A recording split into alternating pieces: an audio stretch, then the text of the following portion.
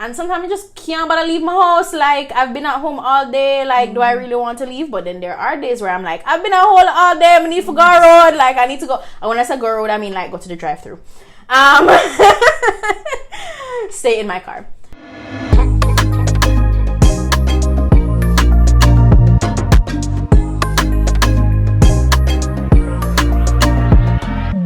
Hi everyone, my name is Tiana. And I'm Ashley. And this is WongaGyal, the podcast, your favorite Caribbean food culture podcast. We're here, we're back.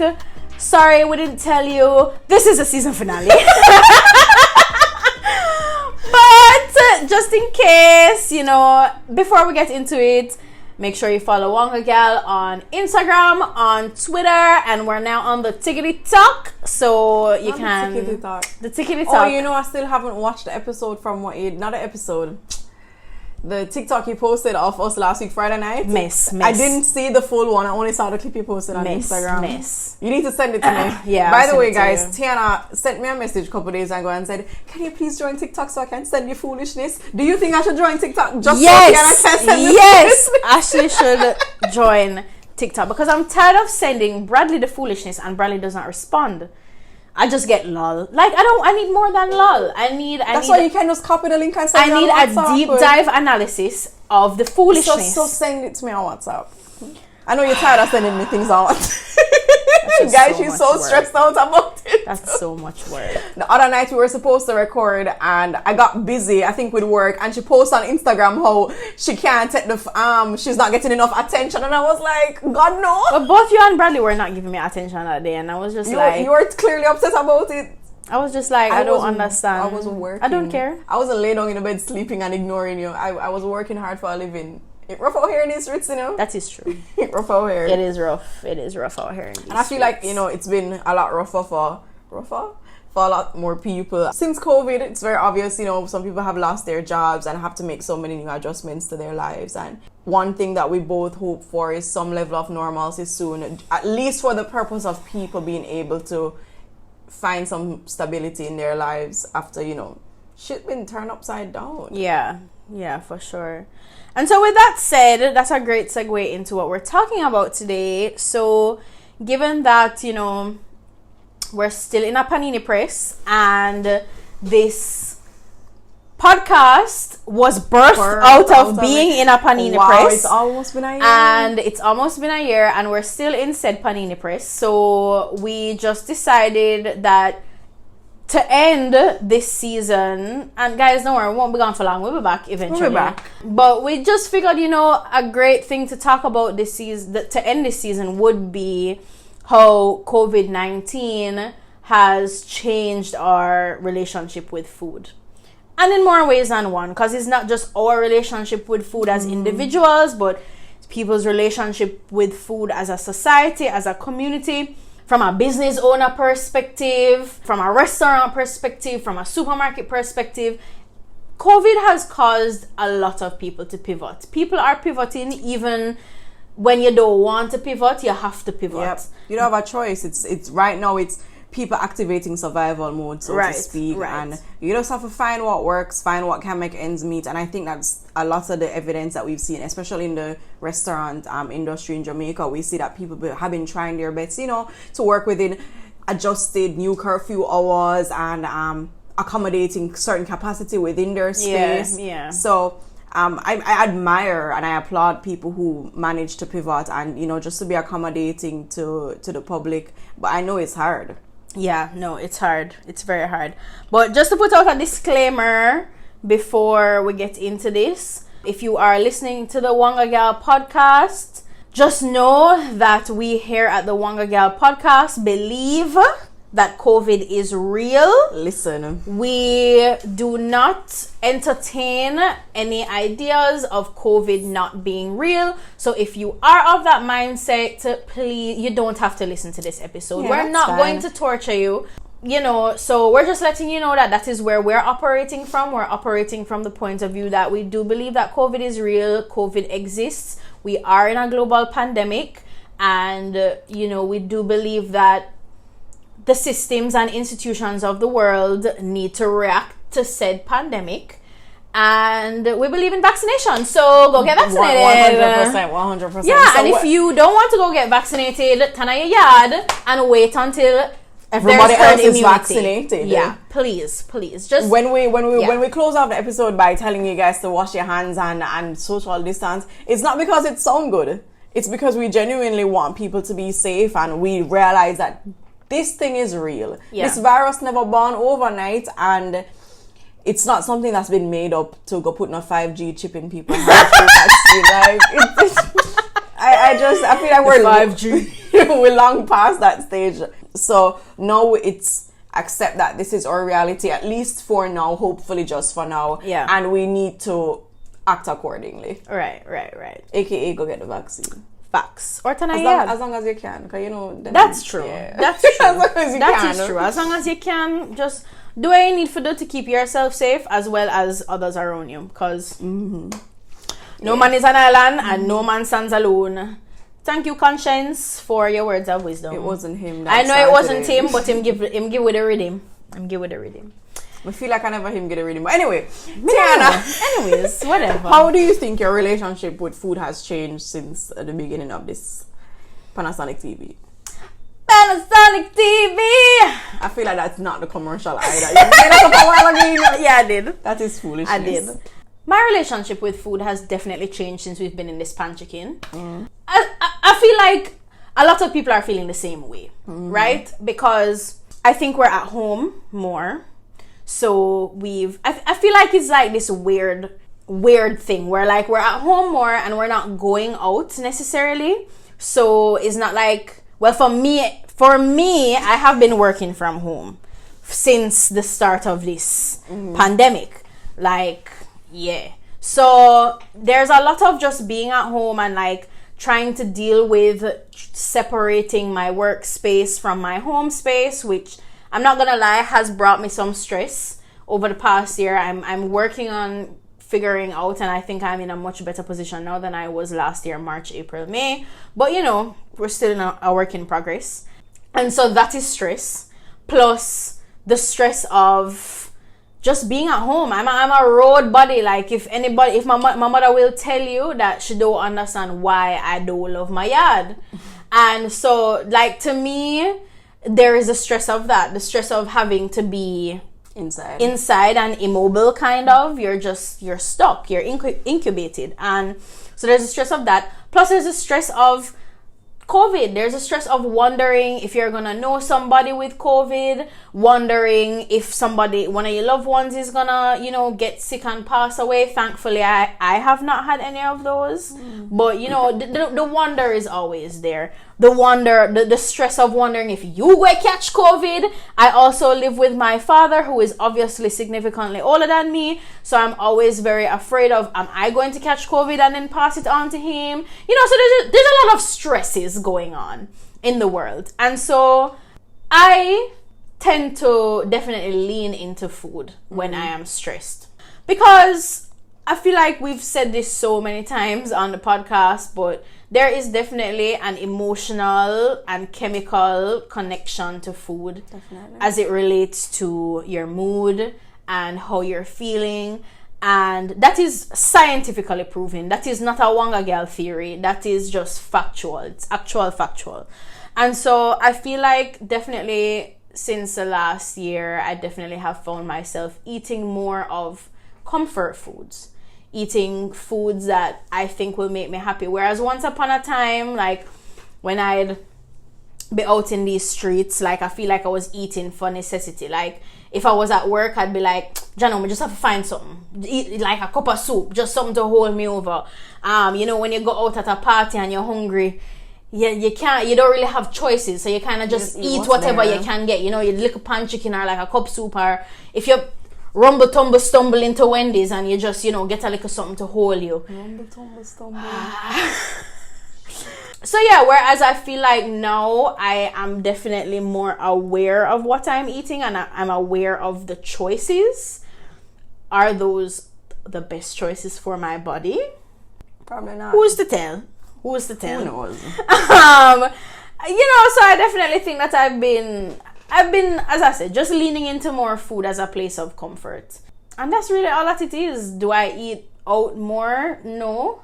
I think I do cook a little bit more than I usually do because I'm at home. And sometimes I just can't bother leave my house. Like, I've been at home all day. Like, do I really want to leave? But then there are days where I'm like, I've been at home all day. I need to go road. Like, I need to go. And when I say go road, I mean, like, go to the drive-thru. Stay in my car. So, yeah, I feel like those are all my significant changes. It would just be leaning into food for more comfort. And then cooking more at home, but also going out at the same time. Like, I feel like there's just a balance in a sense. But yeah. How do you feel about your relationship with food? I mean, when this whole thing started back in March, I was in school, so I had a little more time on my hands. So, I mean, on average, I would cook a couple times a week because I'm home. But when the Benz Punani started, I was so paranoid. Like, when I say I'm paranoid, I mean I did not want to leave home, and I stock up on food because I don't know if there's going to be an overrun of the supermarket. There was a lot of uncertainty. But so, you know, I was in the kitchen cooking like it's stir fry for the whole time, and I got so sick of it.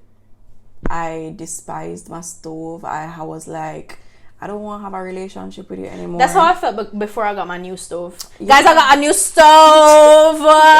It's lit. It's lit. It's a 6-burner. It's the first time in my life I've ever owned a 6-burner. She still don't cook anything for my family. It's gonna happen. I wanted to have a thing before I left, and then it just never happened. So when I come back, if we're not going anywhere for Independence, we can do a little thing. Okay. Like a barbecue. So, yeah, and I remember, like, school obviously went online, and I started a new course. And the teacher, I don't know, she wanted us to introduce ourselves. And she said something like, Ashley, can you turn on your camera so that I can, you know, familiarize myself with you? And I was like, I'm not in a position to do so. And I don't know what she thought I was doing, but she was like, okay, let me just move on. But truth be told, I was in the kitchen greasy frying chicken. Like, I was just in there. And it's so weird because if you guys know my sister, she's the kind of person that gives over to her cravings. Like, as soon as she wants something, she go and buy it. She's not going to hold back. And sushi? She have a style where she'll just walk in the living room and say sushi and just goes and buys and spends so much money to anything to make her feel good about herself. She's going to do it. So I was so used to pre-COVID, Shani used to just randomly buy all kind of random things for dinner. And after COVID started, we were both on the same page with how paranoid we were about being outside. So we made the effort to stay inside at all times. But I think as time went on and I grew to despise my stove, we tried to mix it up a little bit. So what we would do is that we'd order in a lot. And that's something that we do even to this day. And to be honest, since my dynamic has changed, meaning not just because of COVID, but moving from student to teacher and now working in a different space, I don't have as much time as I would want to spend time. Because I personally, even before COVID, I love to cook. And this is something that I've picked up from living at my parents' house, moving out. I enjoy cooking for myself. I enjoy cooking for other people. But now it just feels like it's a constant reminder that I'm cooking not because I want to, I'm cooking because I have to. And I'm cooking because people are dropped dead outside like fly, and I don't want to be in public. You know, so even when I do take the risk and go out and actually dine in somewhere, I enjoy it, but there's always something at the back of my mind saying, should I be outside? Well, before we even get into that, you know, I think something that the whole time you were talking I was thinking about is a lot of people, because, you know, let's not play the fool here. There are a lot of bullies on the internet that are bullying people for the weight that they've gained over because they call it COVID weight. The COVID weight. I'm not gonna lie, I've gained COVID weight. I have. Ashley has gained COVID weight. I'm actually the heaviest I've ever been in my life. I'm not feeling no way about it. My boyfriend has also gained COVID weight. You know, I think almost everybody that I know has gained even a pound of COVID weight, right? And I mean, something that a lot of people, and we've definitely discussed this in the previous podcast about body image and food. If you haven't listened to it yet, it's a very good episode. Go watch it. I mean, Very go good listen to it. episode. But yeah, I think a lot of people don't realize the psychology of it all. Not just the psychology of food and the psychology of your body, but the psychology of your surroundings and your environment, right? Because when I think about it, I'm not gonna lie, in thinking about it now, I think we do order out a lot more than maybe when we were working. However, a big part of it is because we're at home. Yeah. We're at home, being surrounded by the same four walls every day, is the same people we're seeing every day. The couch is in the same place. The fridge is in the same place. It's all of the same every single day, day in and day out. You wake up, you go to sleep. It's the same environment. And so when I think about it, we're not used to that. And so we're searching as human beings, not as Tiana and Ashley, as human beings. I think we're always trying to search for, how can we make things different? How can we make our environment dynamic? How can we spice things up? Because as humans, we like excitement. And I think food has been the perfect way for people to do that. I think, as you were saying, like, you're tired for cook. Yeah. You're tired for cook everything the same. Because really and truly, let's be honest. Like, I know that we went through a period in the panorama where everybody was doing like the sourdough bread, and then people were like baking a lot, and then there was a, what else was there? There was a dalgona coffee vibe. Yeah. We did a lot of different things, and then people kind of gravitated to different trends when everyone became a plant mom, and everybody was like trying to lose weight. So, you know. So I know that there were these trends in food, but the reality is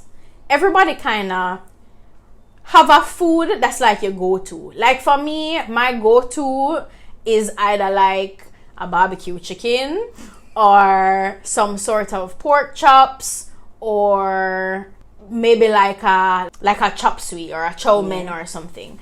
And so it's like, as you're cooking, and I feel like as you become an adult and you're independent, you kind of have some standard meals that you cook for yourself. And like, if you deviate, because to be honest, if I deviate, I forgot the supermarket for buy things. So it's almost like, you know, on those days where you're just at home and you don't really want to go out on the road, it's almost like you kind of just fall back into the habit of the things that you always cook. That's definitely what happens to me. I don't know if it happens to anybody else, and so falling into that routine of cooking, ordering out is a way to like mix it up. It's a way to get something different, something that, you know, you can't make at home. And I think that too is also a part of the psychology. It's something that you can't make at home. You're at home, you're breathing the same air at home, you're using the same bathroom at home, you're talking to the same people at home, you're eating at the same table at home, you're watching the same TV, you're sitting on the same couch. And we were indirectly forced to do so because we had to stay inside. So it's like, let's eat something different. Let's eat something that we can't get at home. Let's eat something from the outside, you know? And so I think if you put on a little COVID weight because you've been eating out more, there's no shame. I will say there is absolutely no shame. And it's a part of you coping with the stress and the change in the environment that you can't control. You cannot control. At the end of the day, people are literally dying outside. Facts. People are dying outside. And I'm happy you mentioned, you know, being in the same space and wanting to do anything just to spice it up and to not, you know, just to change up the routine a little bit, because it does become monotonous in a way. Yeah. And it's something that I said to my students. I realized that I woke up every day around the same time and the routine was the same.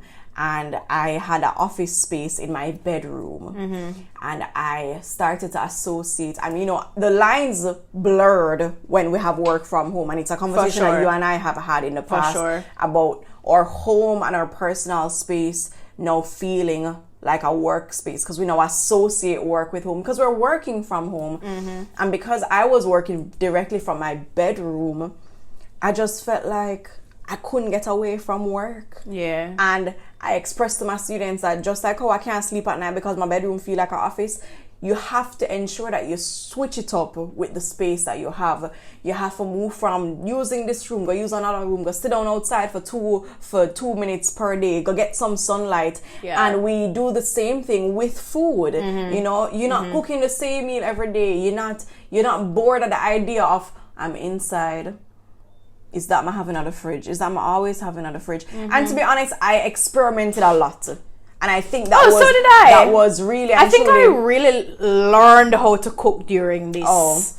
Pan frying. I think what I tried to do was cook the things that I've never cooked before, that I've always been curious. That's what I mean by learn how to cook. Like, I feel like I cooked ribs for the first time the other day, and like I've always been so intimidated by ribs. I cooked pork chops for the first time because of this. Yeah, like I just started to like buy different things on the grocery. Sometimes I would intentionally buy for a specific meal that I want to cook. Yeah. But then other times I'd be like, I just pick up random things and whatever I can come up with the ingredients, I would be excited about it. But it's the same thing with not wanting to be bored with the environment that you're in, and are using food as like a safety net or like as a lifeboat to kind of rescue me and make me feel a little different from what I normally feel. Get me out of the old routine, spice me up a little bit. And so this goes back into this. Honestly, this is such a perfect conversation that segues out of the last episode, because in the last episode we spoke a lot about how the change in people's eating habits, it doesn't even have to be a change, just people's eating habits in general, isn't always about them. It's not always about their body. It can be a reaction to so many different things. External factors. A lot of external factors, external stimuli that really and truly just, and I think that is what this pandemic has caused. A lot of people have experienced a change in their eating habits, and it is not necessarily because them big and fat and greedy and gluttonous. It is really because we're stressed. I don't think as people, we've ever had, in my lifetime at least, I don't think I've ever had so many external factors, negative external factors coming at me at once, because it's not like we're in a pandemic and the rest of our lives has slowed down. No, everything we're in a pandemic. I still have to pay my insurance every quarter. I still have to fill up my gas tank, even though the gas price raising. I still have to go to the supermarket every week and spend money that I don't necessarily want to spend. My government is still playing hopscotch with all of us. I still have work. I have so many jobs.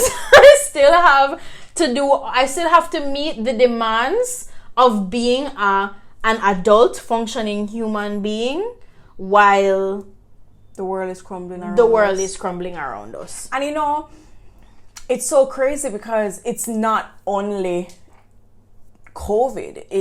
Yes, we're living in unprecedented times, and none of us have ever experienced this before. There's nothing normal about this. There's absolutely nothing normal about it.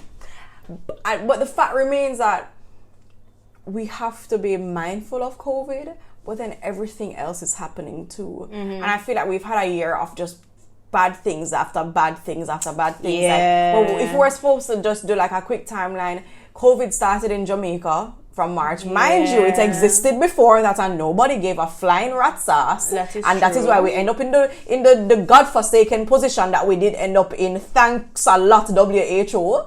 But we started COVID in March. So many people lost their jobs. Unemployment skyrocketed, and then immediately we started seeing signs of a recession, and all of this is stemming. Let's not talk about the BLM stuff. And that was going to be my next point. Summer started, and then all of these protests became a thing, and all of these social issues that we were always faced with social issues, but it just became more prevalent now, and it's because we were at home. We were at home. We were literally in front of screens all day, every day. Something that Shanice pointed out to me last year, around the time where we're leading out of the BLM protest into 2020 presidential election in the US. Oh my God, that happened. Happened last year, and let's also talk. not forget that Jamaica also had its own elections. A piece of a building in Miami collapsed last night. Yes, right. That big ship was I read it this morning in the canal, and global trade just stopped. Let's all not forget that global warming is still going on. I am dying in this heat. Oh my God. Yo, the heat out, it's oppressive. Come out of the shower and I sweat. Oh. It's up because you're not standing in front of a fan. That's why I put the fan by the bathroom door now. This is illegal. Yeah, it's illegal. Not okay. But somebody should be charged for the crimes of the heat. Yeah, Mr. Holness, what are you planning for the boating? I would like to hear the plan. We need the heating on the trust me. Anyway, so all of these things are going on, and as I said, around the time when the election started, my eyes were pasted to the TV all day, every day, because I wanted to have all the information. I wanted to be aware. I wanted to be up to date. And I realized that it got to a point where my entire life was centered around CNN and MSNBC. Yeah, well, my father's was, because it was always on, I was getting it too. I was being influenced so much by it. Not in like a bad, influential way. It just how I lived my daily life was always in constant consideration that everything else in the world is happening. Yeah. And then the only thing constant, because I moved last year. Yeah. I started a new job, a job that I never expected to. I got a master's degree, apparently. Yeah. And the only constant thing in my life was food. Yeah. That's true. Food and water. Food was constant in my life. Actually, water not even that constant, because my water bill raised the other day. NWC. What? That means I'm not gonna raise. We need to have a talk, cause how can I get off the NWC? Like I can just bail out a tank a daytime and open it up when the rain fall and make it full up back. Because I can't. Both NWC and JPS are drip up over here. Facts. Did you hear that they applied for for increased rates? Yes. Right now, I'm gonna start living in darkness. Do you realize I go in the bathroom a while ago? I'm never even turn on the light.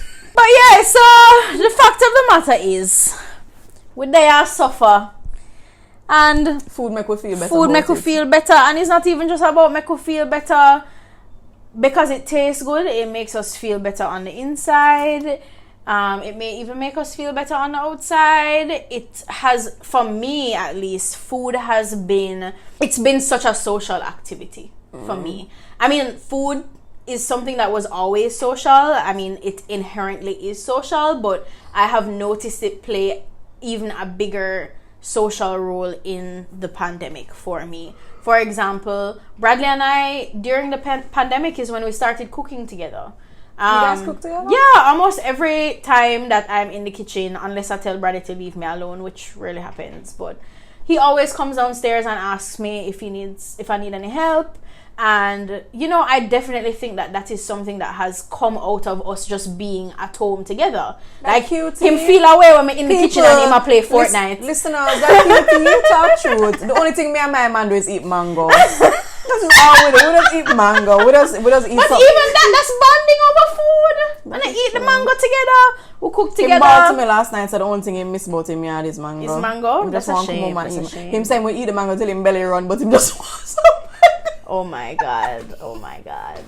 But yeah, even as we talk about like going out to go get food, that's also become something, because Bradley and I, even though we're both at home, our office spaces are different. So even though we're both at home, to be honest, I don't see Bradley that much. Like from we wake up in the morning, that's God's blessings right there. I go in my office, he goes in his office, and we don't really see each other that often. And so getting lunchtime is like a big thing, because we both get to go on the road together and we get to buy lunch together. And sometimes if one of us is not in a rush, we'll sit at the dining table and we'll eat lunch together. And so it has been something that we wouldn't have had that if we were working, because I wouldn't be able to eat lunch with him, because him NCB get them food at daytime. So listen now. So there are also these other factors, these also very good things that have come out of.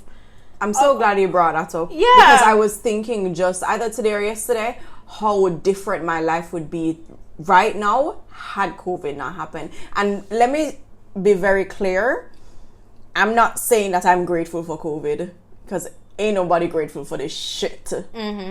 But what I have to recognize is there are things to be grateful for, regardless of the fact that COVID exists, right?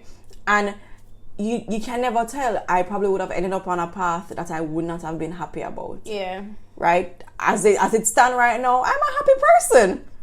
I appreciate all that I have in front of me, all that's on my plate, literally and figuratively. You know?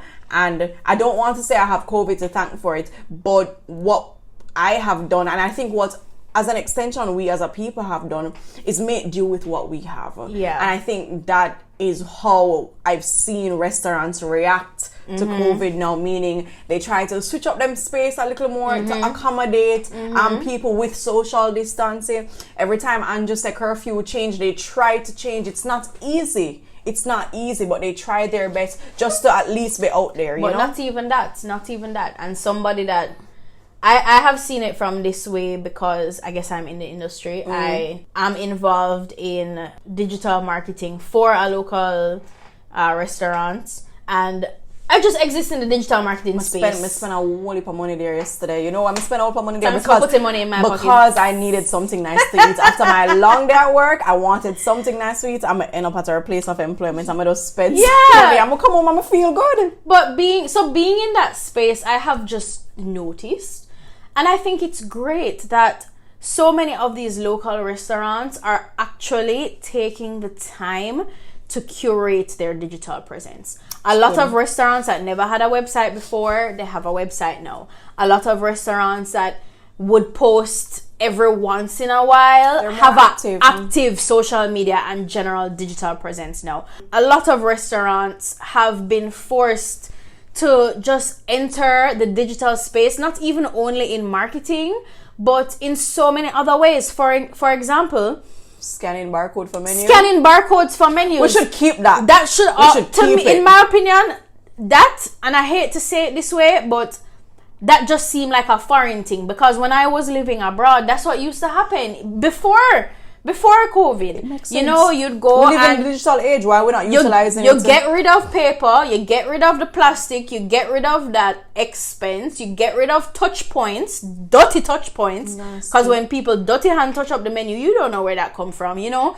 And you know what COVID really highlights to us is how nasty we were living before. Yeah. Why is it that when I walk into a restaurant, you go and give me the same menu that the previous customers were using? Exactly. That sounds wrong to you. Exactly. And it's like, so it's things like that. It's things like, you can order KFC over WhatsApp now in Portmore, by the way, if you didn't know. Things like 7 Crave and Hugo and Quick Plate and Cut the Line, and forgive me if I'm forgetting any other ones. Hello Foods. Like, they've all really and truly, the pandemic has forced them to step up. And even not just talking about third-party couriers, but restaurants that never offered delivery before are offering delivery now. Once upon a time, the only place you could get delivery was Pizza Hut and Domino's. Now, almost you remember everywhere. We used to ball for KFC deliver? Yes. We used to ball for KFC deliver. Now I can get KFC in my house in 10 to 15 minutes. Exactly. And I think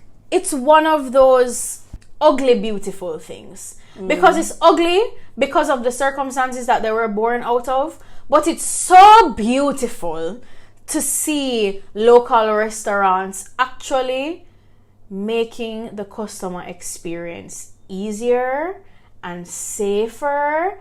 And, you know, I think it's a great thing. And I really hope it doesn't go back to what it used to be after COVID. I think these are definitely some practices, you know, having tables spaced out, having hand sanitizer, actually cleaning the bathrooms regularly, things like that were always taken for granted. There are certain habits that I think the pandemic taught us or even highlighted to us. I don't know about you, but I have not gotten a cold since COVID started. Neither have I. I now have a little thing going on in my throat, and I think it's because of the Sahara dust. Like, I have that's different because that's like sinus like issues, a phlegm. Yeah. But I haven't gotten sick.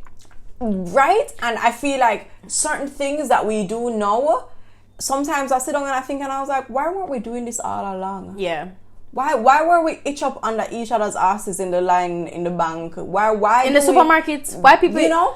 And it just the sad thing is COVID has taking people's jobs from them, you know, to a point where a lot of people were not able to transition into different jobs. And I'm really sorry about that, meaning I wish there was more that could be done. Yeah. And the only hope is that things will eventually go back to a space where we can see normalcy soon, and people will learn from, make themselves more transitional, whatever. You know the word I'm looking for. Yeah.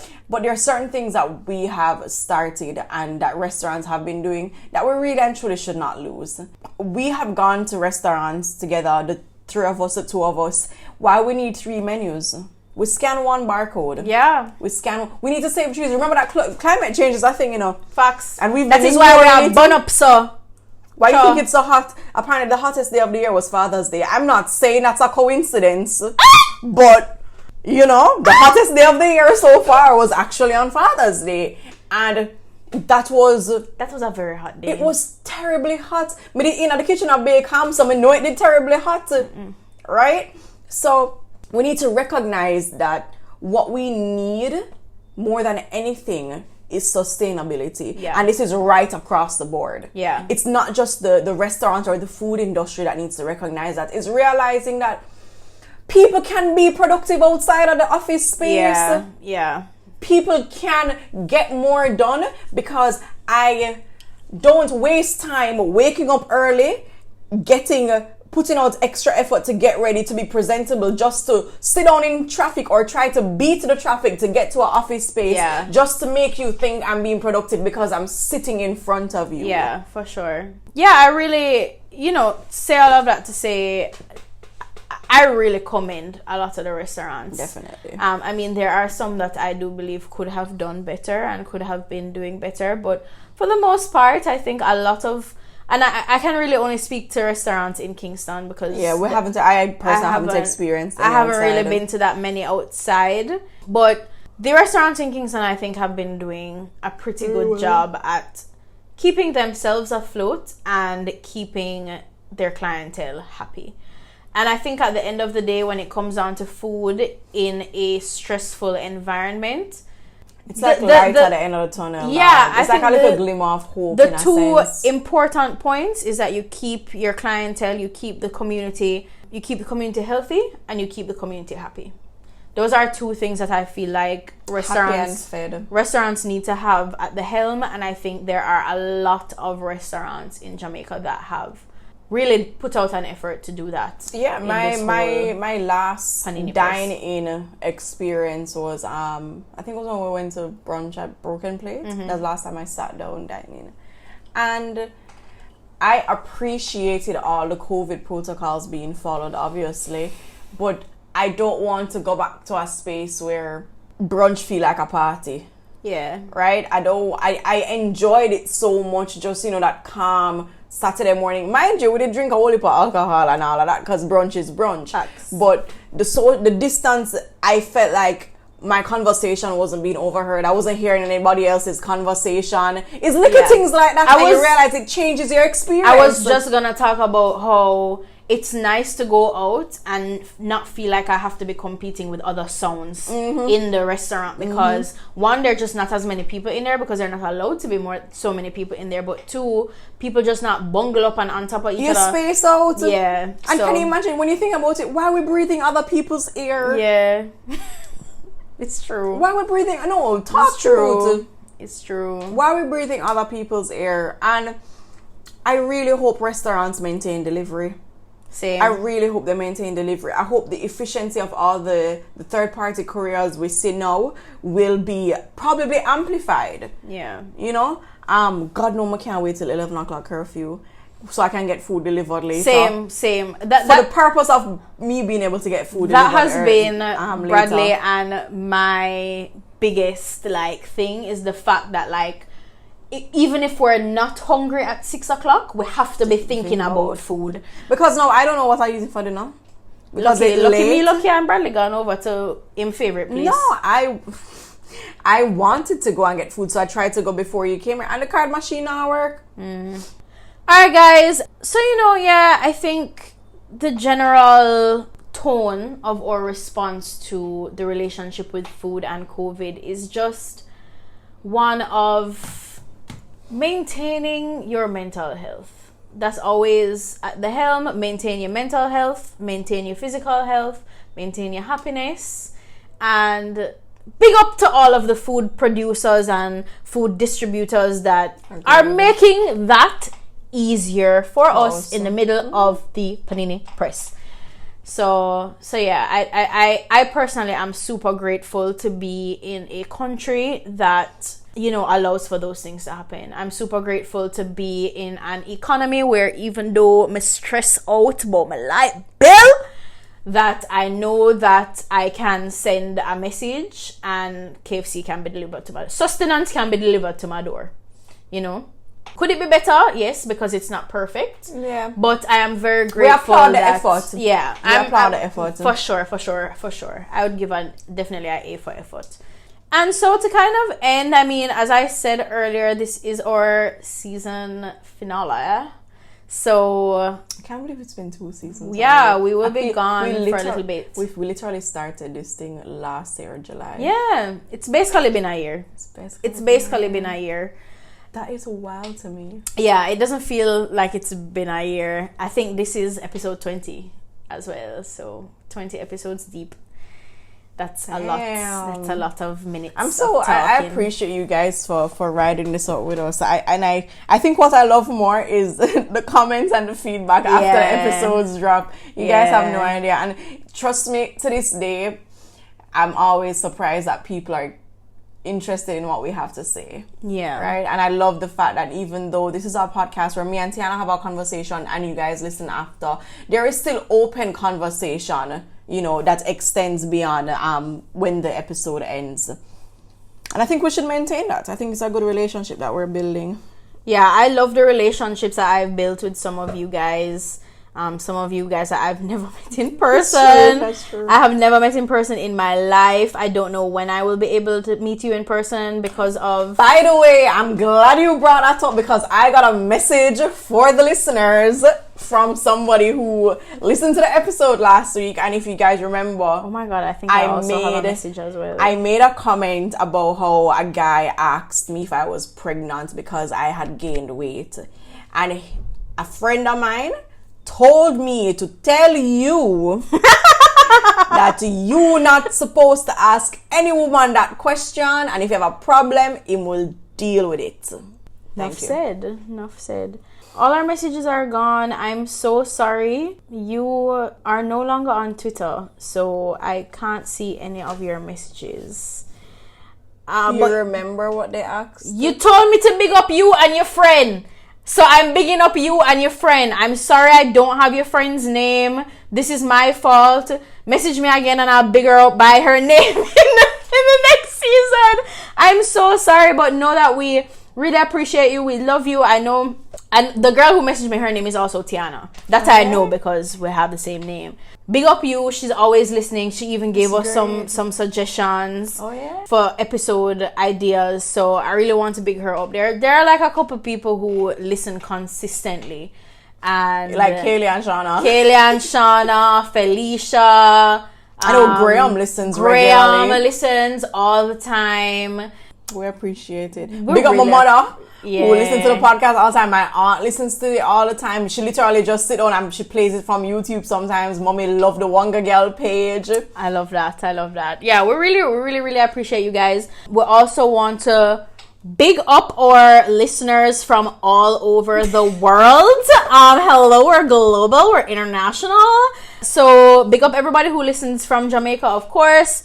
We also have listeners in the US, Canada, the UK, the UAE, the US Virgin Islands, France, Spain, Japan, Australia, Germany, South Africa, Bermuda, Guyana, Barbados, Ireland, Indonesia, Trinidad and Tobago, Morocco, Netherlands, India, Greece, Sweden, Singapore, Finland, Pakistan, Bahamas, Portugal, and French Guiana. Big up! Damn selves. Thank you for joining us on this ride. We were also featured in FeedSpot. FeedSpot is they like feature different podcasts and they make like little lists of podcasts, and we have been selected by their panelists as one of the top 5 Caribbean food podcasts to exist on the internet. So yeah, thank you FeedSpot for that recognition. We are the #1 food podcast in Jamaica. We are the #1 arts podcast in Jamaica. Oh yeah? We are actually the #23 podcast in Jamaica. Mind you, this was as of January. So maybe we could... So who knows what the stats are now? I don't know. We are the #1 food podcast in the US Virgin Islands. And we are the #16 food podcast in South Africa. South Africa? Big up yourself, Sefa. So, yeah, like, say all of that to say we have really, this has become bigger than we ever thought it would. We have had the opportunity to work with a lot of really great brands, Central Trading, Origin, you know, big up all of our guests, big up Kalia, big up our friend group, Christoph, Brandon, Michael. Thank you guys for being so supportive too. We really appreciate it. You know, just something as small as listening on a bi-weekly basis whenever we drop an episode. Trust me, it doesn't go unnoticed at all. And we I wish you could see me and Ashley's WhatsApp conversation, like with screenshots every time someone bigs us up and we're like, oh my God! People care. That's literally what we're just like, people actually want to hear what we have to say. People care about what we have to say. It's crazy. Yeah. And we really, and I remember recording the first episode of this also podcast. Big up Kerry. Sorry, like how could we not? Kerry and Christine Bell have been our supporters from day one, from inception. So yeah, thank you guys so much. You remember recording that first episode? We went to Helsh and we sit on out there for about 4 hours a day live, so I wouldn't have anything for them. I actually don't even remember recording the first episode. I remember we came back to Kingston and it was raining and we and we had to wait out the rain to record, so we didn't get and we the were just song. like, we do some work because we weren't away for the whole day on like a Monday. Why were we at Helsh on a Monday? I don't know. Then we had Tutti Frutti tonight. Yes. That was a good day. Yes. That was a good day. It was a good day. So yeah, thank you guys from the bottom of our hearts. We really appreciate you joining us for this ride. And we hope you join us in season 3. Yeah, it continues. We will be so back. Much more to say. We have a lot to talk about. The bus airs duo. Trust me. Coming back for season 3. Trust me. All right, guys. You know the usual. Continue to wear your mask, sanitize, social distance, stay safe, get vaccinated if the vaccine is available for you. And yeah, I hope you guys have a great summer. Yeah. Eat all the be food. Safe, but have fun. Yes, be safe, but have fun. Remember to be kind to people. And be kind to yourself. Be kind to yourself. Yes. It's important. Yes. All right, guys. Until next time. Big up yourself. Bye. Bye.